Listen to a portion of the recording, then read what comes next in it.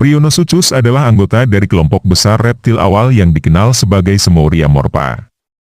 Mereka hidup di wilayah yang sekarang merupakan Afrika dan Eropa Timur. Prionosuchus memiliki gigi tajam dan kuat yang digunakan untuk menangkap dan memakan mangsa mereka. Mereka juga mungkin berburu di air, mengingat bentuk tubuh mereka yang panjang dan ramping. Meskipun tidak sepopuler dinosaurus atau mamalia prasejarah lainnya, Prionosuchus memberikan informasi berharga tentang evolusi reptil dan kehidupan prasejarah pada umumnya. Penelitian lebih lanjut tentang fosil-fosil Prionosuchus terus dilakukan untuk memahami lebih lanjut tentang makhluk ini dan peran mereka dalam ekosistem pada masa itu.